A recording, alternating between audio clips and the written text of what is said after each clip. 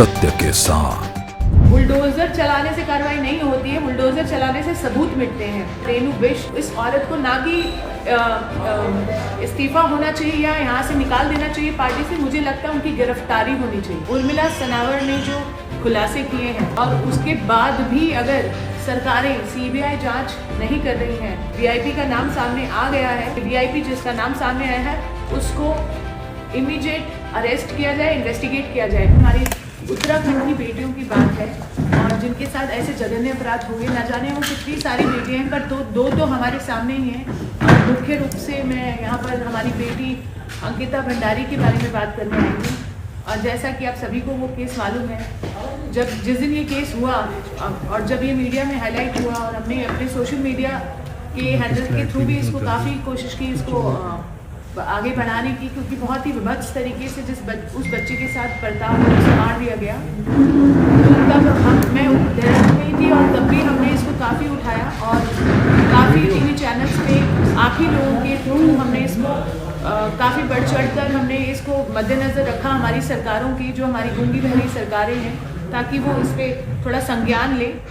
पर हमारा दुर्भाग्य ये रहा कि संज्ञान अच्छे तरीके से लेने के लिए कि न्याय बेटी को मिले, उसकी विपरीत उन्होंने काम किए। और उन्होंने जिस तरह से उस दिन भी हम यहाँ थे जब वो बुलडोजर वाली कार्रवाई हुई, तो तथ्यों को मुझे बहुत शुरू से बताने की यहाँ पर ज़रूरत नहीं है। मुझे नहीं लगता हम में से कोई भी ऐसा यहाँ है जो इस बेटी के तथ्य को नहीं जानता है।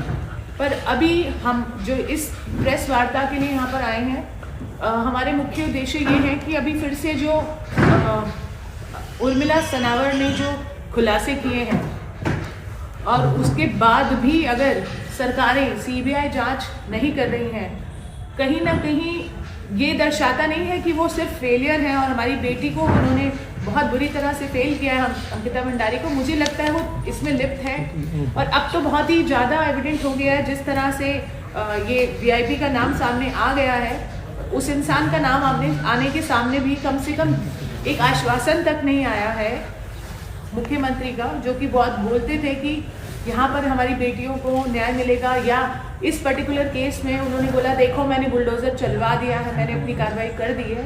बुलडोज़र चलाने से कार्रवाई नहीं होती है, बुलडोज़र चलाने से सबूत मिटते हैं। और वो जो महिला सबूत मिटाने में उस समय खड़ी थी वहाँ पर, रेणु बिष्ट, मुझे लगता है कि हमने बहुत ही उनको पोलाइटली हैंडल किया है। हम सब ने सिर्फ उनका नाम उजागर किया, पर सबूत मिटाने के जुर्म में वो इस औरत को ना कि इस्तीफा होना चाहिए या यहाँ से निकाल देना चाहिए पार्टी से, मुझे लगता है उनकी गिरफ्तारी होनी चाहिए। मुझे नहीं मालूम है किस तरह से कानून काम कर रहा है या हमारी मांगे सही तरह से नहीं पहुँच रही हैं। इन महिला का तो कम से कम गिरफ्तारी मिनिमम बनता है। सबूत मिटाने के बहुत सारे आईपीसी सेक्शन जो अब की बीएनएस में कन्वर्ट हो चुके हैं, उनको जेल होनी चाहिए। पहला तो मेरा यही डिमांड है। दूसरा, सीबीआई जांच की जो बात हम शुरू से बोल रहे हैं अंकिता भंडारी केस में, वो आज तक सीबीआई जांच नहीं हुई। पर अब ये हाई टाइम है, जबकि हमको सामने से नाम मालूम है उस शख्स का, तो क्यों नहीं सीबीआई जांच हो रही है। मेरी अंकिता के पिता से अभी बात हुई थोड़ी देर पहले भी की, क्योंकि वो आ नहीं पाए, तो उन्होंने बताया कि उन्हें क्या क्या समस्याएं झेलनी पड़ रही हैं। उन्होंने मुझे बताया कि कानूनी प्रक्रिया में आज तक पुलकित आर्या और उसके साथियों की कॉल डिटेल्स अभी तक पेश नहीं किए गए हैं। हालांकि 2 साल ट्रायल चलने के बाद जहाँ पर उनको सज़ा हुई है, आज तक कॉल डिटेल्स वहाँ पर प्रेजेंट नहीं किए गए। बहुत सारी चीज़ें हैं, वो आर्थिक मंदी से भी गुजर रहे हैं, उनको आज तक कोई सहायता नहीं दी गई। जो बड़े बड़े प्रॉमिस, जो वादे इन्होंने किया, आज तक उनको पूरा नहीं किया गया। बहरहाल बेटी के न्याय की बात है, अब तो हमें नाम भी सामने आ गया है।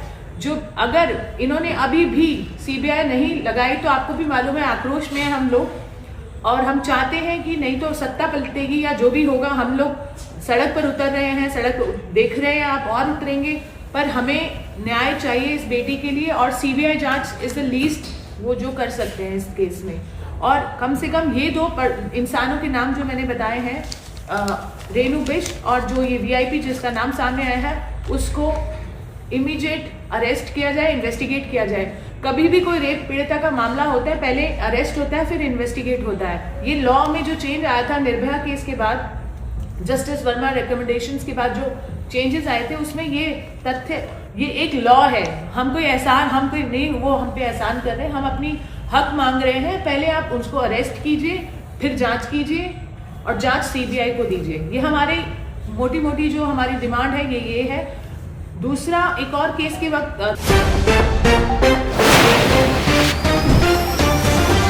सत्य के साथ